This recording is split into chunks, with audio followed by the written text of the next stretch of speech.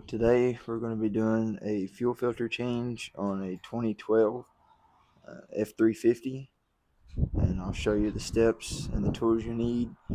It's pretty simple, pretty easy to do.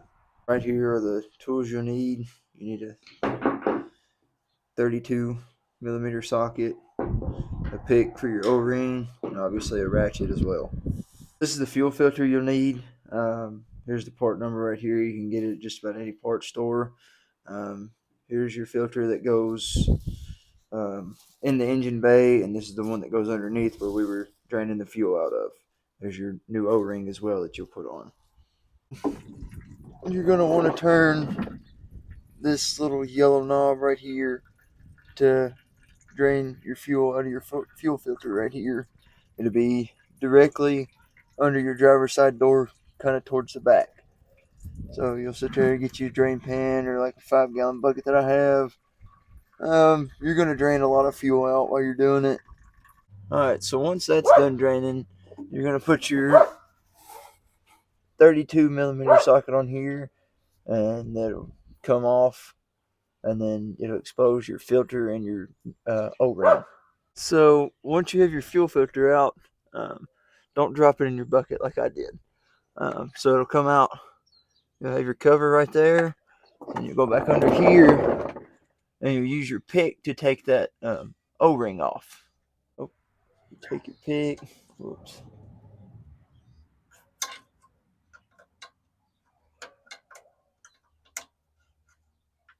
And just watch out, you'll spill fuel everywhere. And just pull that O-ring right off. You're going to take your new filter, and it's just going to snap in just like that. You'll put your O-ring on first, and then your filter, and then we'll go up to the engine bay and change that out next. That O-ring will slide right into its designated spot at the top, and then the next thing is you put your filter and your canister back on. So once you hand tighten it, you'll take your ratchet and socket and tighten it till you think it's tight enough. Don't over tighten it because you'll strip it out and that won't be any good. And then you'll plug that right back in. Make sure that's tight and not leaking out of here either. Next filter we're going to change is in the engine bay part. It'll be right behind your engine oil and your trans fluid dipstick. This one is pretty easy, but it's a little awkward to stand for me. So you'll just pinch these two clips right here and wiggle that off. Put your old rag right there so you don't leak diesel everywhere. So you squeeze those two tabs and pull this green tab up, and it should slide right off. It's a good thing you got your rag right there so the diesel doesn't go everywhere. The next thing you're going to do is you're going to twist this off, and it should come straight out. It's a little difficult, so I'll get back with you when I get this off. This is what it looks like when you get that little canister out. Mine was broken. There's usually a plastic piece right through here, but it was broken when I got it. But for that reason being, this little peg right here on this top canister will actually sit in towards the far side right here. Oops. So you'll sit there and put it in facing that way, and then just twist, and it should lock into place. Be sure you pull that little cap off. Don't forget to get all your old parts and stuff out. Plug that one back in, and then plug this one back in as well till it clicks. Check them. They shouldn't pull out, and you should be good to go on replacing all your filters. Next thing you're going to do is you're going to come in. You're going to turn your key over but not start your truck. You're going to do this about 5 to 6 times to get all the air and stuff out of the system and everything. So I've already done it once,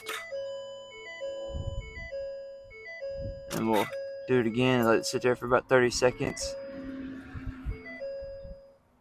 And you can hear it turn on and off, kind of running, letting all that air and everything flow through it.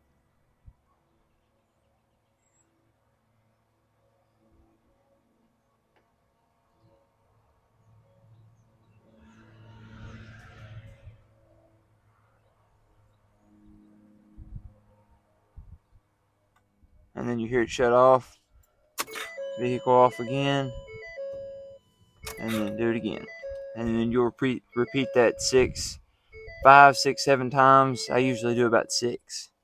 So we've turned our key on and off 6 different times. So we're going to go ahead and start it up, kind of walk around, check everything, make sure there's no leaks coming out anywhere.